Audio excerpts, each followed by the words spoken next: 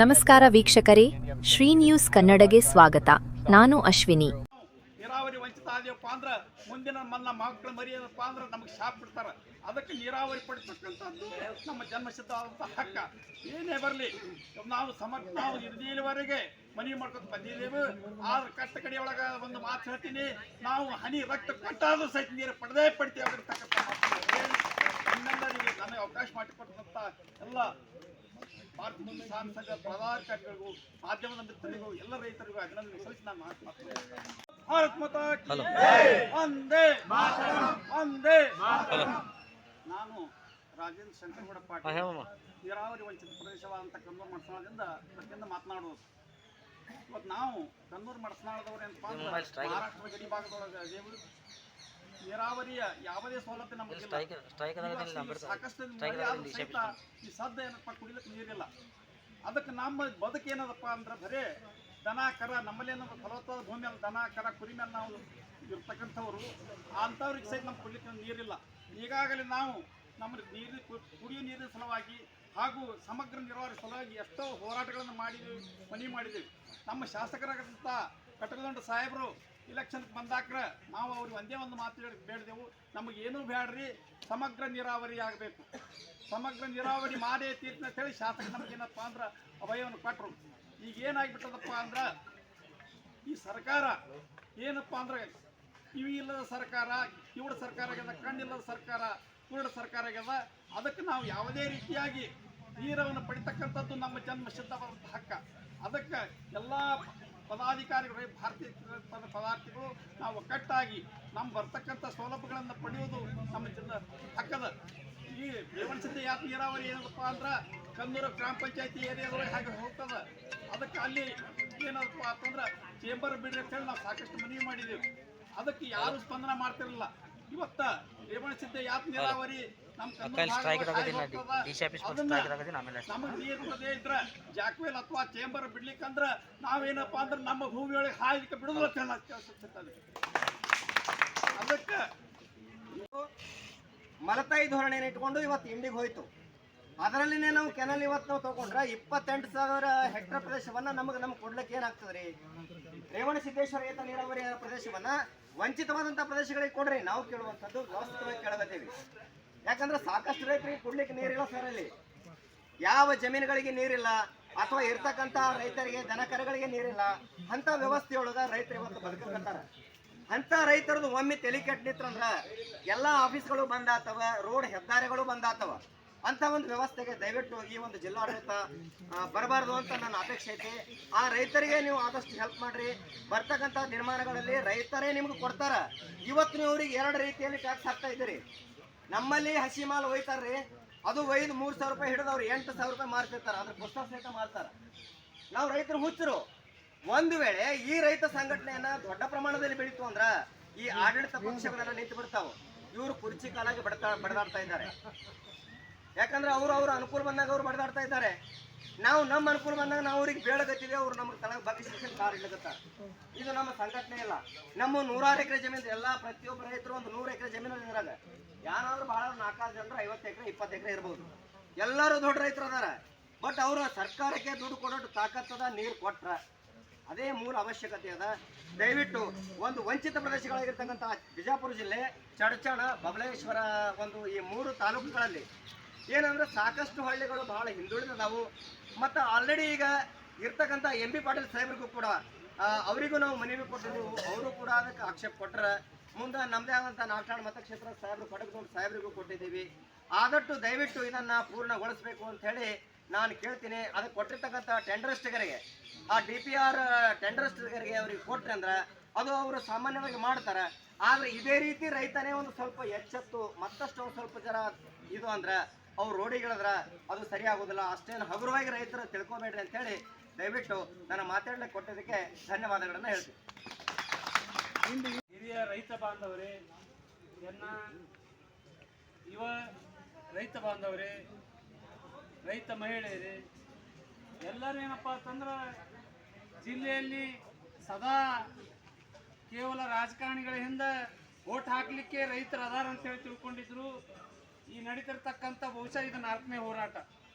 ಇವತ್ತ ನನ್ನ ಭಾಗದ ರಾಜಗೌಡ್ರು ಹೇಳ್ದಂಗೆ ಕನ್ನೂರು ಗ್ರಾಮ ಪಂಚಾಯತಿ ವ್ಯಾಪ್ತಿಯಲ್ಲಿ ಬರ್ತಕ್ಕಂಥ ಹಲವಾರು ಹಳ್ಳಿಗಳು, ವಸ್ತಿಗಳು, ದೊಡ್ಡಿಗಳು ಅಂತೇಳಿ ಅಂದ್ರೆ ಮಡಸ್ನಾಳ ಗ್ರಾಮ ಎತ್ತು ಹೇಳುವಂಥ ಪ್ರಸಂಗ ಏನೈತಪ್ಪ ಅಂದ್ರೆ ಬೇಸಿಗೆ ಕಾಲದಲ್ಲಿ ಮಾನ್ಯ ಜಿಲ್ಲಾ ಉಸ್ತುವಾರಿಗಳೇ ಮತ್ತು ನಾಗಠಾಣ ಮತಕ್ಷೇತ್ರದ ಶಾಸಕರೇ ಬಹುಶಃ ಕಿವಿ ನಿಮ್ಮ ಬಂದಾಗಿದ್ದು ಅಂದ್ರೆ ಇವತ್ತಿನ ಈ ಹೋರಾಟದ ಮುಖಾಂತರ 4ನೇ ಬಾರಿ ನಿಮಗೆ ನೆನಪು ಮಾಡ್ಲಿಕ್ಕೆ ಭಾಳ ಒಂದು ಸ್ಪಷ್ಟವಾಗಿ ನಿಮಗೆ ಹೇಳಲಿಕ್ಕೆ ಇಚ್ಛೆ ಪಡ್ತೀನಿ.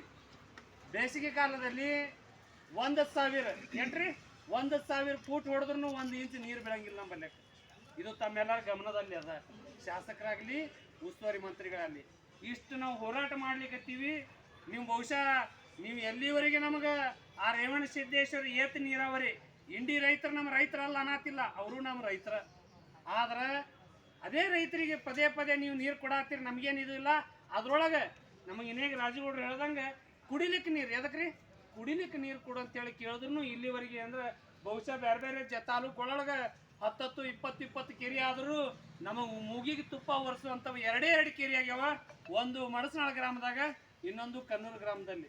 ಹಂಗೆ ನೋಡಿದ್ರೆ ನಮ್ಮ ಲೆಕ್ಕ 10 ಕೆರೆಗಳಾಗಬೇಕು.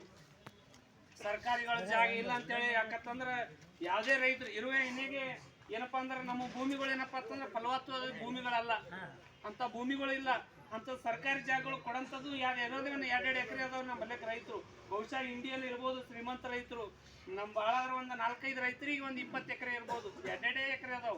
ಇದ್ದಿದ್ರೊಳಗೆ ಏನಪ್ಪ ಅಂದ್ರೆ ಗುಡ್ಡಗಾಡಿದ್ದಂಥ ಪ್ರದೇಶ, ನಮಗೆ ಕುಡಿಲಿಕ್ಕೆ ನೀರು ಬೇಕಂತೇಳಿ ಕೇಳಿರ್ತಕ್ಕಂಥ ವಿಷಯ ಮಾನ್ಯ ಉಸ್ತುವಾರಿ ಸಚಿವರಿಗೆ, ಶಾಸಕರಿಗೆ ಭಾಳ ವಿನಮ್ರತೆಯಿಂದ ಇಲ್ಲಿವರೆಗೆ ಏನಪ್ಪ ಅಂತಂದ್ರೆ 4 ಹೋರಾಟ ಆಗ್ಯಾವ. ಇನ್ನು ಮುಂದೆ ಬರ್ತಂಥದ್ದು ನೀವು ಎಲ್ಲಿವರೆಗೆ ನಮಗೆ ಆ ರೇವಣ ಸಿದ್ದೇಶ್ವರ ಏತ ನೀರಾವರಿ ಒಳಗೆ DPR ಒಳಗೆ ಬಿಟ್ಟು ಹೋದಂಥ ನಮ್ಮ ನೀರಾವರಿ ವಂಚಿತ ಆಗಿರ್ತಕ್ಕಂಥ ಪ್ರದೇಶಗಳು ಇಲ್ಲಿವರೆಗೆ ಕುಡಿಲಿಕ್ಕೆ ನೀರು ಕೇಳಿವಿ, ಇನ್ನು ಮುಂದಿಲ್ಲ. ನಮ್ಮ ಭಾಗಗಳಿಗೆ ಏನಪ್ಪ ಅಂತಂದ್ರೆ ಸಮಗ್ರ ನೀರಾವರಿ ಆಗಬೇಕಂತೇಳಿ ನಾ ಭಾಳ ಸ್ಪಷ್ಟತೆಯಿಂದ ಕೇಳ್ತೀನಿ. ನೀವೇನಾದರೂ ಆ ರೇವಣ ಸಿದ್ದೇಶ್ವರ ಏತ ನೀರಾವರಿ ಒಳಗಿರ್ತಕ್ಕಂಥ ನಮ್ಮ ಬಿಟ್ಟು ಹೋಗಿರ್ತಕ್ಕಂಥ 28,000 ಹೆಕ್ಟೇರ್ ನಮ್ಮ ನಾಗಠಾಣ ಹಾಗೂ ಚಡ್ಚಾಣ ವಂಚಿತ ಪ್ರದೇಶ ಆಗಿರ್ತಕ್ಕಂಥ ಅವೆರಡಕ್ಕೂ ನೀರು ಕೊಡಲೇಬೇಕಂತೇಳಿ ಈ ವೇದಿಕೆ ಮುಖಾಂತರ ತಮಗೆ ಭಾಳ ಸ್ಪಷ್ಟಪಡಿಸ್ತೀನಿ. ಎಲ್ಲಿವರೆಗೆ ನೀವು ಕೊಡಂಗಿಲ್ಲ, ಬಹುಶಃ DC ಆಫೀಸ್ವರೆಗೆ ಬರೀ ಒಂದು 15 ದಿನಕ್ಕೊಮ್ಮೆ ಬರತ್ತರ ತಿಳ್ಕೊಂಡಿರ್ಬೋದು. ಬಹುಶಃ ಒಂದಿನ ನಾವು ಇಲ್ಲೇ ಬಂದು ಟೆಂಟ್ ಹಾಕ್ತೀವಿ, ರಾತ್ರಿ ಅಹೋರಾತ್ರಿ ಧರಣಿ ಹಮ್ಕೋತೀವಿ ಅಂತೇಳಿ ಭಾಳ ಸ್ಪಷ್ಟವಾಗಿ ಹೇಳ್ತೀನಿ. ಯಾವತ್ತು ಭಾರತೀಯ ಕಿಸಾನ್ ಸಂಘ ರೈತರಿಗೆ ಯಾವಾಗಲೂ ಬೆನ್ನೆಲುಬಾಗಿರ್ತದೆ. ಬಹುಶಃ ಇಬ್ರು ಏನಪ್ಪಾ ಅಂತಂದ್ರೆ ಜೋಡೆತ್ತುಗಳಿದ್ದಂಗೆ, ಮಲ್ಲನಗೌಡರು ಮತ್ತು ಬಗಲಿಗೌಡರು ಇಬ್ರು ಯಾವಾಗಲೂ ಏನಪ್ಪಾ ಅಂತಂದ್ರೆ ಹೆಗಲಿಗೆ ಹಾಕಿದ ಸರ್ಕಾರಕ್ಕೆ ಯಾರಾದರೂ ಕಿವಿ ಎತ್ತಿ ಕಿಚನ್ ಹೇಳ್ತಿದ್ರಪ್ಪ ಅಂದ್ರೆ ಅವು ಇಬ್ರು ನಾಯಕರು ಈ ರೇವಣ ಸಿದ್ದೇಶ್ವರ ಏತ ನೀರ ಬಗ್ಗೆ ಬಹಳ ಸಮಗ್ರವಾಗಿ ಸ್ಟಡಿ ಮಾಡಿ ಸರ್ಕಾರ ಮಟ್ಟದ ಮಾನ್ಯ ಮುಖ್ಯಮಂತ್ರಿಗಳವರಿಗೆ ತಲುಪಿಸುವಂತ ಕಾರ್ಯ ಮಾಡಿರ್ತಕ್ಕಂಥ ಇವತ್ತು ಹೆಮ್ಮೆ ವಿಷಯ ನಾವು ನೆನಪು ಮಾಡ್ಕೋಬೇಕಾಗ್ತದೆ. ಅದ್ರ ಜೊತೆನೆ ನಿಮ್ಮಿಬ್ಬರ ಜೊತೆನೆ ನಾವು ಮಡಸ್ನಾಳ ಗ್ರಾಮಸ್ಥರು, ಕನ್ನೂರಿಗೆ ಬರ್ತಕ್ಕಂಥ ಎಲ್ಲ ಪಂಚಾಯತಿ ವ್ಯಾಪ್ತಿಯಲ್ಲಿ ಬರ್ತಕ್ಕಂಥ ಎಲ್ಲ ಪಂಚಾಯತ್ ಸದಸ್ಯರು ಇಲ್ಲಿ ಯಾವುದೂ ರಾಜಕೀಯ ಮಾಡಲಾರ್ದೆ ಪಂಚಾಯತ್ ಸದಸ್ಯರು ನಮ್ಮ ಜೋಡಿ ಬಂದಿದ್ದಾರೆ ಕನ್ನೂರು ಗ್ರಾಮ ಪಂಚಾಯತಿಯಲ್ಲಿ. ಅದಕ್ಕೆ ಇವತ್ತು 1,000 ಕೋಟಿ ಒಳ್ಳೆ ಕೊಟ್ಟೇವಿ, ಕೆಲಸ ನಡೆದಾವ. ಕೆಲವು ಪಂಚಾಯತಿ ತಮ್ಮ ನಿರ್ವಹಣೆ ಮಾಡೋದು, ನೀವು ಹೇಳಿದ್ರೆ ಲೀಗಲಿ ಸರ್ವೆ ಮಾಡಿಸಿ ಆ ಬೇಸಿನ ಒಳಗೆ ಇದ್ರ ಪ್ರಕಾರ ಹೋಗ್ಬೇಕು ಕಂಟ್ರೋಲ್ನಾಗ. ನಾವು ಇಲ್ಲಿ ಸೇರಿದ್ದು ಉದ್ದೇಶ ಏನಂದ್ರೆ ಈಗೇನು ಬಜೆಟ್ ಮಾಡ್ತಾರೆ, ಈ ಬಜೆಟ್ನೊಳಗೆ ನಮ್ಮ ಸರ್ಕಾರ, ರಾಜ್ಯ ಸರ್ಕಾರ 40, 30, 25 ಎಲ್ಲರಿಗೂ ಸಂತ್ರಸ್ತರಿಗೆ ಪರಿಹಾರ ಕೊಡೋದಕ್ಕೆ ಮಾಡ್ಯಾರ. ಮುಳುಗೋಳಿಗೆ 40, ಡಿಸ್ಟ್ರಿಬ್ಯೂಟ್ರಿಗೆ 30, ಹೊಲಗಾಲಿಗಳಿಗೆ 25 ಹಿಂಗೆ ಮಾಡಿದಾರೆ. ಕೆಲವು ಹಿಂದಿನ ಪೆಂಡಿಂಗ್ ಅದಾವೆ. ಒಟ್ಟನ್ನು ಪರಿಹಾರ ಕೊಡ್ಬೇಕಂದ್ರೆ ಎಷ್ಟೋ ಕೋಟಿ ಖರ್ಚಾಗ್ತದೆ. ನಾವು ಹೆಚ್ಚಿಗೆ ಹೇಳೋದು ಬೇಡ, ನಾವು ಸಣ್ಣಲ್ಲ ರೈತರು. 3 ವರ್ಷ ಅಂದ್ರೆ ಒಂದು ಮಾತಾಡೋದು 1 ವರ್ಷ ಹೋಯ್ತು. ಈಗ ಇನ್ನು 2 ವರ್ಷ ಹೋದ. ಆ 2 ವರ್ಷ ಟೋಟಲ್ ಬಜೆಟ್ ಕಾಸ್ಟ್ ಆಫ್ ಇದೇನೈತಲ್ರಿ, ಅದ್ರ 2 ಭಾಗ ಮಾಡಿ 1 ಭಾಗ ಬಜೆಟ್ ಒಳಗೆ ಇಡಬೇಕು. ಅದು ನಮ್ಮ ಮುಖ್ಯ ಬೇಡಿಕೆ ಅದ್ರಿ. ಅದನ್ನು ಏನು ರೇಟ್ ಅದ ನಿಮ್ಮದು, ನಿಮ್ಗೇನು ಪ್ರಾಜೆಕ್ಟ್ ಕಾಸ್ಟ್ ಅದ, ಆ ಕಾಸ್ಟ್ 50% ಈ ಬಜೆಟ್ನಾಗ ಆಗುತ್ತೆ. ಈ ಬಜೆಟ್ನಾಗ ಆಗಿ ಒಬ್ಬರು ಮೆಜರ್ಸ್ ತೊಗೊಂಡು ನೆಕ್ಸ್ಟ್ ಬಜೆಟಿಗೆ ನೀವು ಗೇಟ್ ಹಾಕಿ ಮುಂದಿನ ಬಜೆಟ್ ನಮ್ಗೆ ನೀರು ಕೊಡುವಂಥ ನಮ್ಗೆ ಗ್ಯಾರಂಟಿ ಬರ್ತದೆ. ಆ ಗ್ಯಾರಂಟಿ ಮಾಡಿದಂದ್ರೆ ಈ ಮುಖ್ಯಮಂತ್ರಿಗಳು ಈಗೇನು ಸಂಬಂಧಪಟ್ಟವ್ರಿಗೆ ಅವ್ರನ್ನ ಮೆರವಣಿಗೆ ಮಾಡ್ತೀವಿ ನಾವು. ಅದಕ್ಕೆ ನಾವು ಇಲ್ಲಿ ಬಂದೆವು. ಬಜೆಟ್ನಾಗ ರೊಕ್ಕ ಇಡಬೇಕು. ಇನ್ನು ನಿಮ್ಮ ಕೈ ಆಗುವಂಥ ಕೆಲಸ ತಮ್ಮಿಂದ ಸರ್ಕಾರಕ್ಕೆ ಏನು ಕೇಳಬೇಕಾದ ಅವಶ್ಯಕತೆ ಇಲ್ಲ. ಈಗ ನಮ್ಮ ಮಳೆಗಾಲ ಆಗಿ ಅತಿವೃಷ್ಟಾಗೆಲ್ಲ ಕೆರೆಗಳು ತುಂಬಿದಾವೆ. ಆ ಕೆರೆಗಳು ತುಂಬೋದಕ್ಕೆ ಕೆನಲ್ಗಳ ಕೆಳಗೆ ಕಮಾಂಡ್ ಏರಿಯಾದ ಅವರು ಈಗ ಮಳೆ ಆಗಿ ಅವೆಲ್ಲ ಬೆಳೆ ಕಳ್ಕೊಂಡ್ರೆ ಏನೂ ಬೆಳೆ ಬಂದಿಲ್ಲ ಅವ್ರಿಗೆ. ಈಗ ಕೆನಲ್ಗಳು ಚಾಲೂ ಮಾಡಲಪ್ಪ ಅಂದ್ರೆ ಅವ್ರು ನೀರು ಇರೋಂಗಿಲ್ಲ ಅವ್ರಿಗೆ. ಈ ತುಂಬಿದ ಕೆರೆಗಳಿಗೆ ಕೆನಲ್ ಎಲ್ಲೆಲ್ಲಿ ಇರಿಗೇಷನ್ ಆಗ್ತಲ್ಲ ಅವ್ನು ಚಾಲೂ ಮಾಡಿರಿ. ಒಂದು ಬೆಳೆ ಶೇಂಗಾ ಪಿಂಗ ಬೇಸಿಗೆ ತಕ್ಕೋತಾರೆ ಹಿಂದಿನ ಹಾಳದು ಲಾಸ್ ಅವ್ರಿಗೆ ಬರ್ತಾ ಆಗ್ತದೆ. ಆಮೇಲೆ ಈಗೇನು ಡ್ಯಾಮ್ನಾಗ ಹೆಚ್ಚಿಗೆ ನೀರು ಇದೆ, ಅದ್ರ ನೀರು ನಮಗೆಲ್ಲ ನಮ್ಮ ಬಿಜಾಪುರ ಜಿಲ್ಲೆ ಕೆರೆ 2-3 ಟೀಮ್ಸ್ ಸಾಕಾಗ್ತದೆ. 3 ಟೀಮ್ಸ್ ನೆಗ್ಲಿಜಿಬಲ್. ಈಗ ಬಿಟ್ಟಂಗೆ ಹಂಗೆ ಅವು ಚಾಲೂ ಮಾಡಿ ಕಂಟಿನ್ಯೂ ನೀರು ಚಾಲೂ ಇಟ್ಟು ಕೆಲಸ ನಮ್ಮ ಕೈಯಿಂದ ಆಗ್ತದೆ. ಆ ಸಲ ಮುಂದೆ ಇಟ್ಟು ಹಳ್ಳ ಹರಿಗಳಿಗೆ ಈಗೇನು ಕೆರೆಗೆ ನೀರು ಬಿಡ್ತಿಲ್ಲ, ಕೆರೆಗೆ ಡೈರೆಕ್ಟ್ ಉಳ್ಳಕ್ಕೆ ಹೋಗ್ಬೇಕು. ಎಲ್ಲಿ ಎತ್ತರ ಮ್ಯಾಗ ಅದಾವ ಹಳ್ಳಗಳವಲ್ಲ, 3-4 ಕಡೆ ಹಳ್ಳ ಅದಾವ. ಆ ಹರಿಗಳಿಗೆ ನೀರು ಬಿಟ್ಟರಪ್ಪ ಅಲ್ಲಿ ಚೆಕ್ ಡ್ಯಾಮ್ಗಳು ಗೋಕಟ್ಟುಗಳು ಏನೇನು ಅದಾವ ಅವೆಲ್ಲ ರೀಚಾರ್ಜ್ ಆಗ್ತಾವೆ. ಕಾಯಂ ನೀರು ಇರ್ತಾವೆ. ಮ್ಯಾಗಿನವ್ರಿಗೆ ನೀರು ಸಿಗ್ತದೆ, ಕೆಳಗಿನವ್ರು ಸಿಗ್ತದೆ, ನಡುವಿನವ್ರು ಸಿಗ್ತದೆ. ಇದು ಮಾಡಿದ್ರೆ ಅದ್ಭುತ ಕೆಲಸ ಆಗ್ತದೆ. ನಿಮ್ಮ ಹೆಸರು ಅದ್ರಾಗ ಉಳಿತದೆ.